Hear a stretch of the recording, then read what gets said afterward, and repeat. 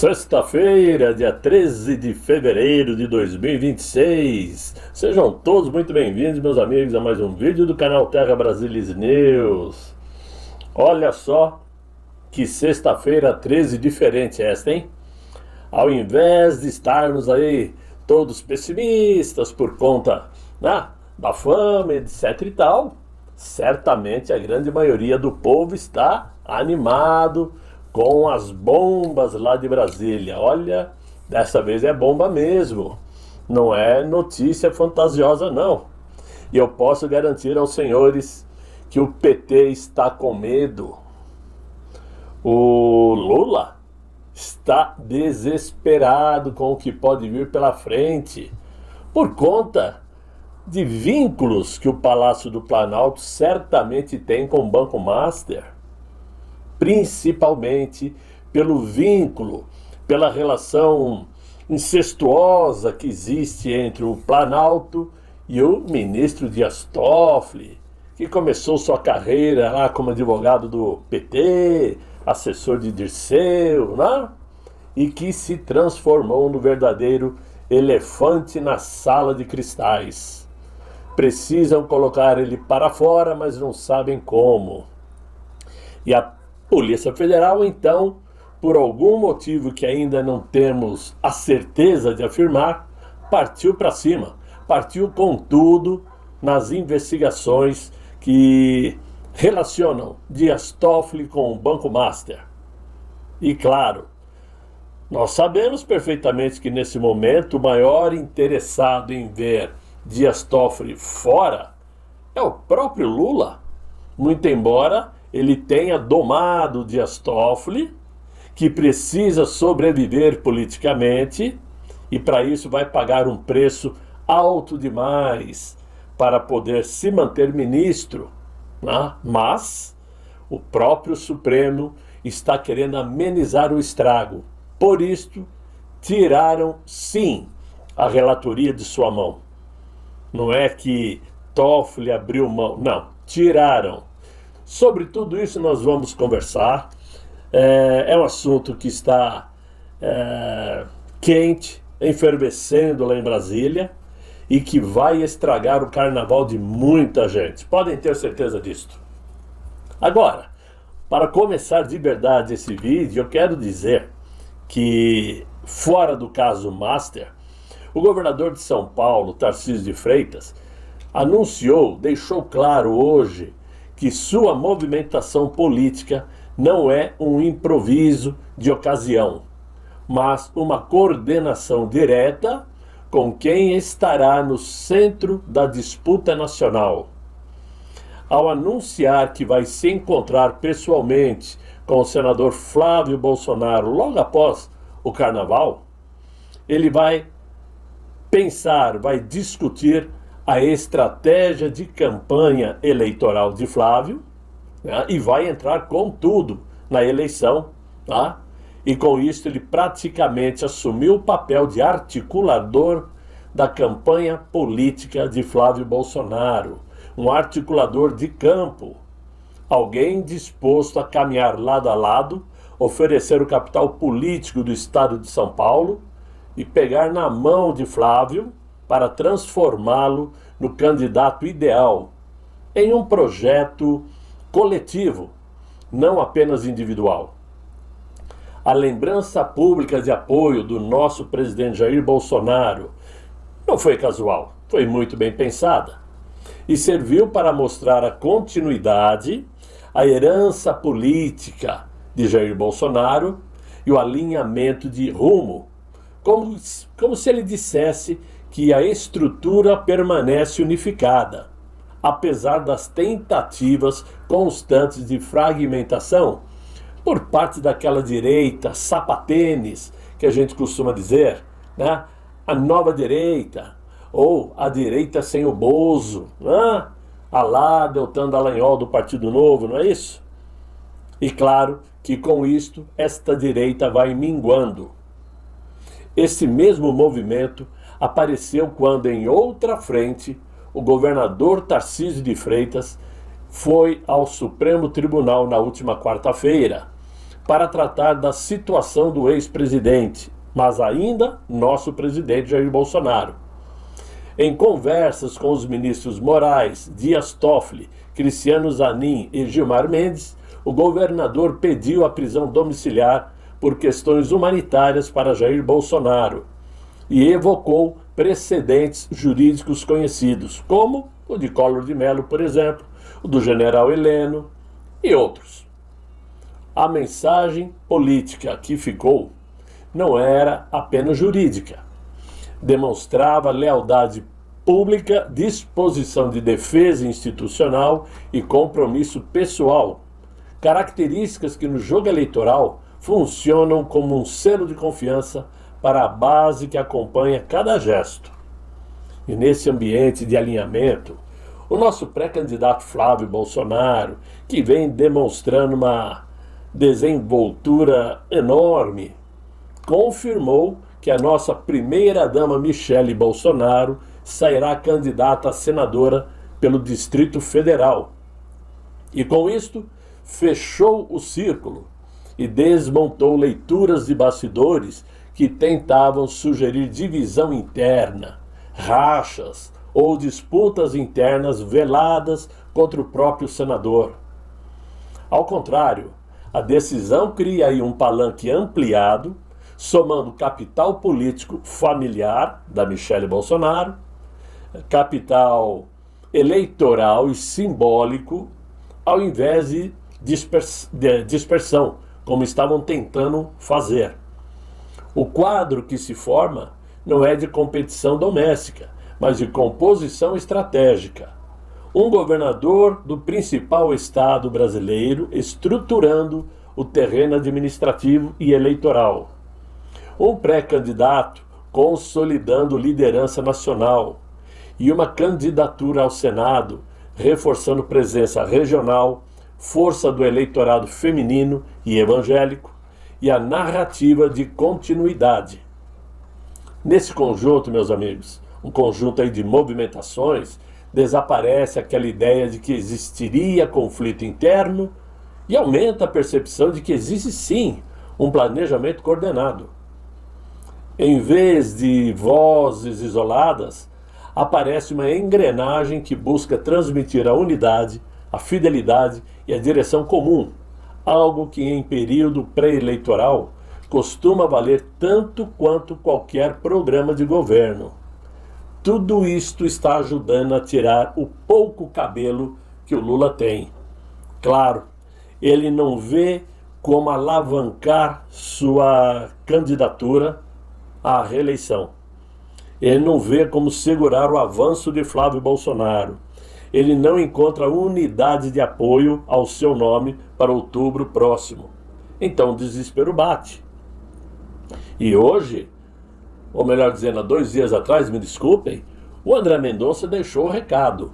Ele que vai ser o vice-presidente do TSE em período eleitoral, avisou que um desfile de escola de samba homenageando Lula é sim um crime eleitoral. E pode haver ali o crime de abuso financeiro, já que a escola está sendo financiada. Não se sabe ao certo por quem, como, de que jeito, mas está sendo financiada. Então é claro que o caminho daqui por diante para ele é péssimo. Ele não tem onde se agarrar a não ser esperar um milagre. E milagre não costuma acontecer a todo momento, principalmente no momento onde o caso Master está corroendo as bases, né? E é disso que nós vamos falar agora. Por quê? Esse caso Master está parecendo mais uma novela mexicana, aquela que nunca acaba, nunca tem um final, cada dia tem um capítulo novo, né?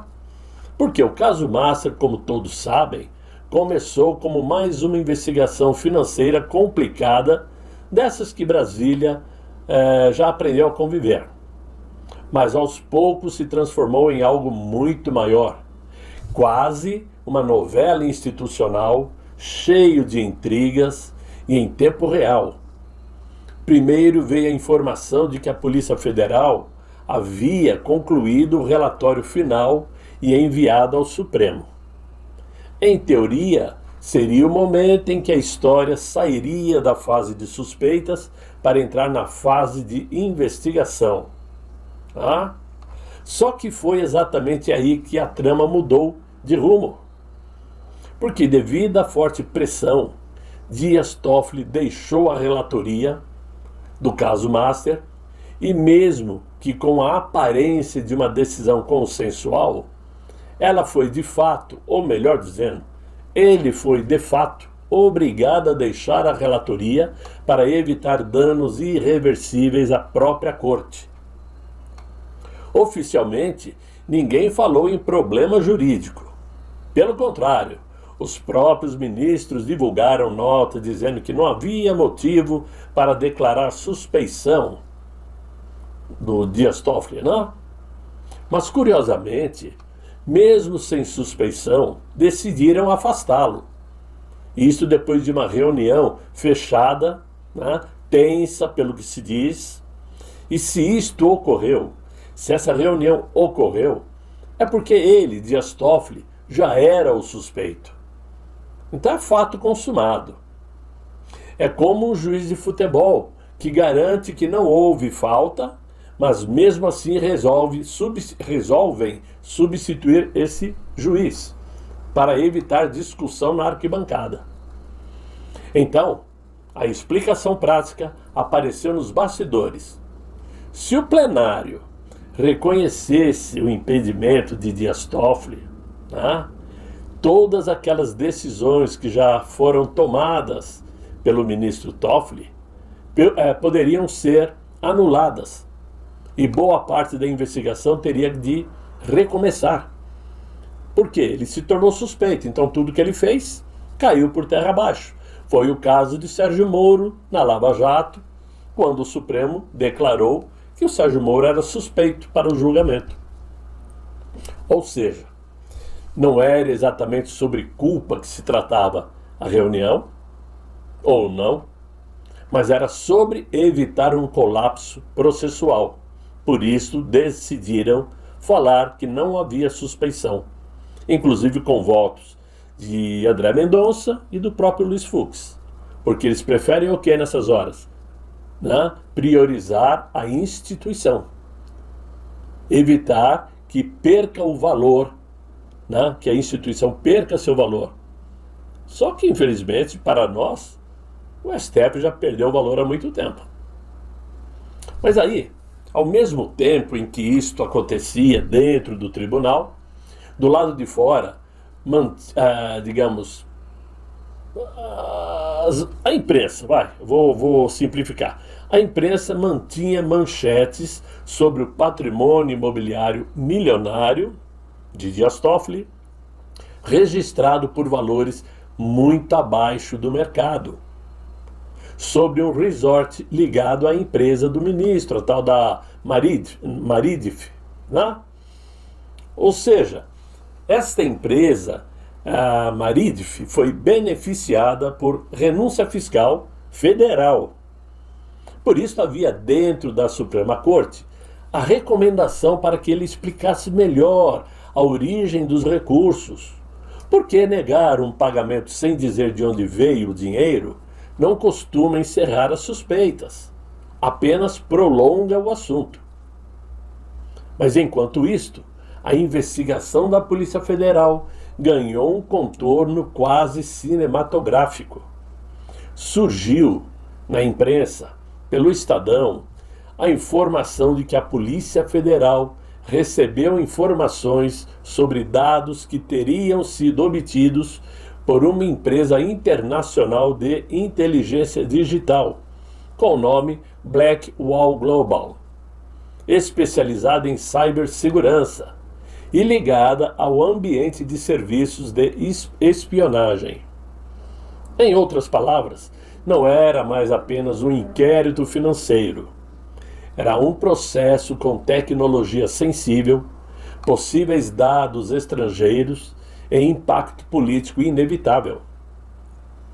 Agora, o que chama a atenção nisso tudo é que os próprios ministros foram tomados de susto ao saberem que a Polícia Federal havia contratado uma empresa de espionagem que, segundo o próprio ministro Moraes, é uma empresa do Mossad.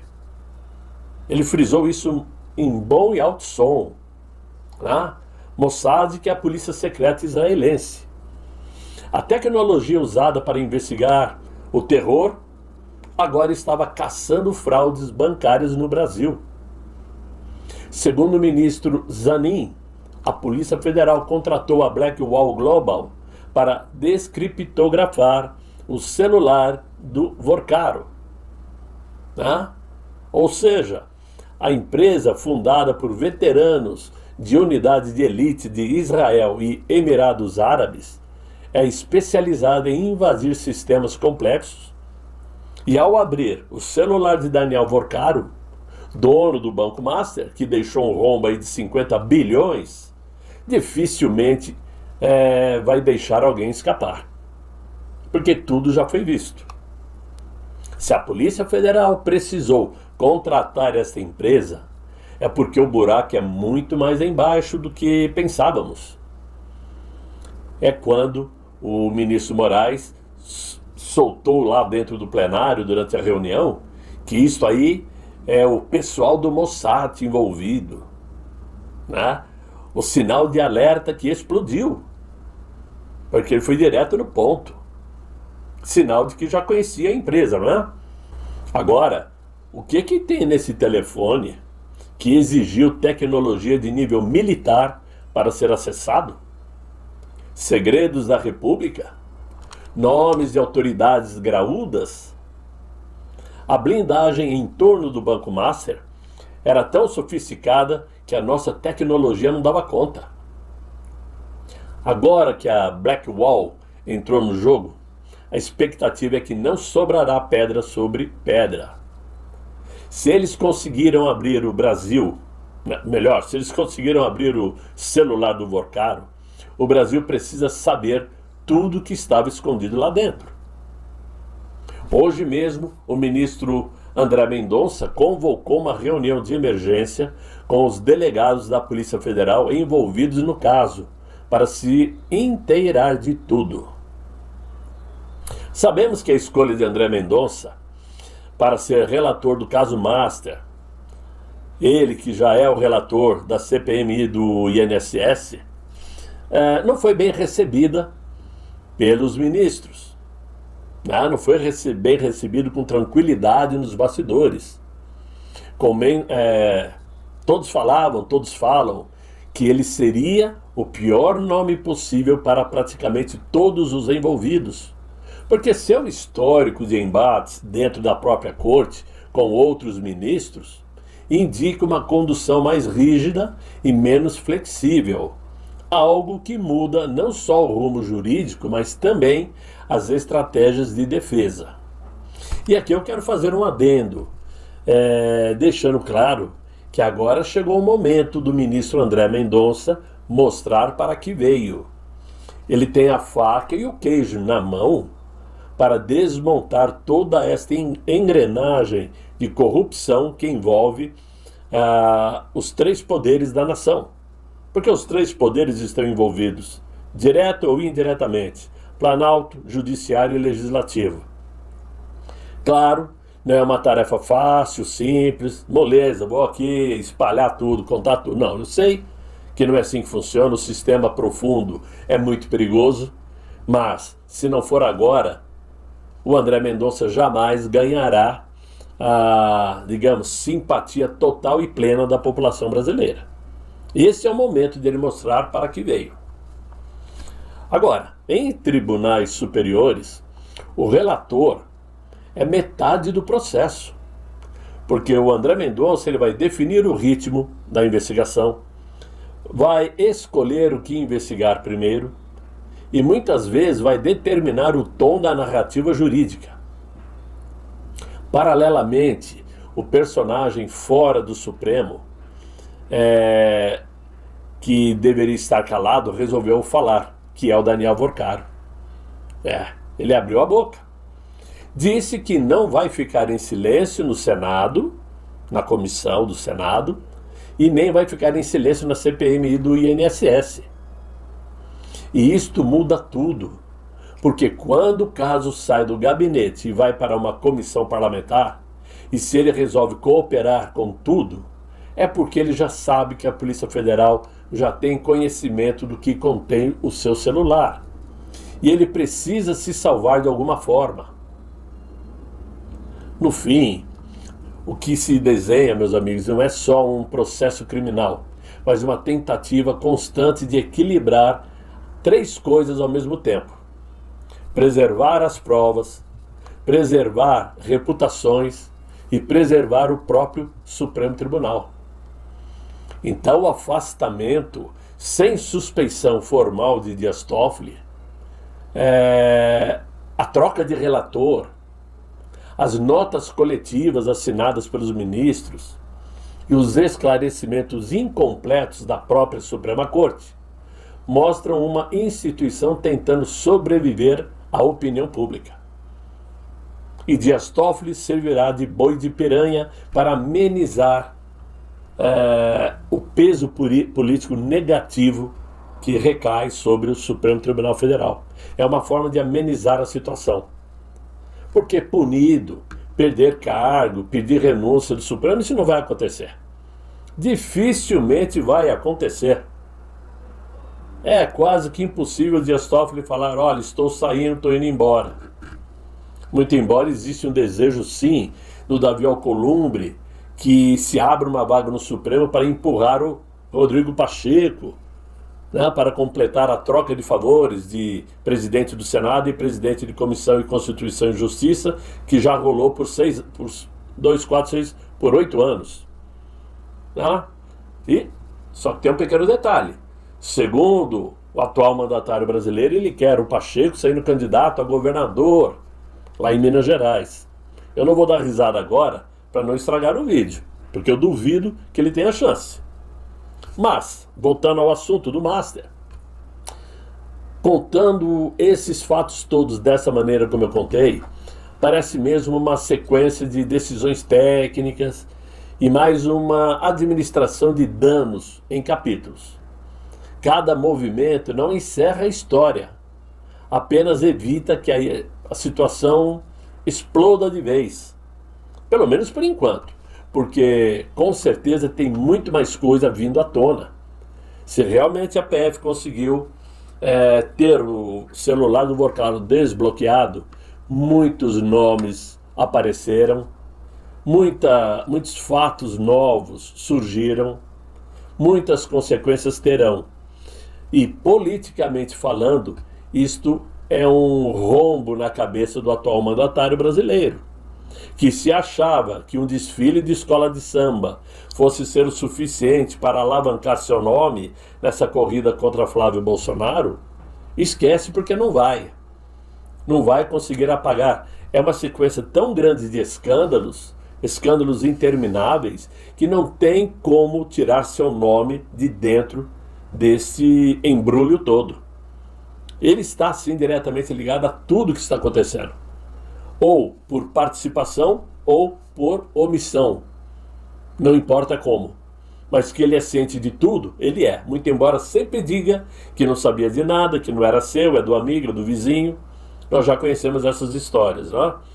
Mas, meus amigos, eu que estou gravando esse vídeo agora exatamente 16 horas, e que estou falando sobre o que aconteceu até agora, não sei se vai surgir alguma notícia a mais até o fim do dia, mas posso garantir aos senhores que as próximas horas e os próximos dias reservam momentos aí de grande emoção para nós. E, infelizmente, nós estamos alegres com a desgraça alheia. Mas, se fizeram, precisam pagar pelo que fizeram, não é isso? Então, por hora, eu desejo a vocês aí um excelente final de sexta-feira, muito bom descanso, né?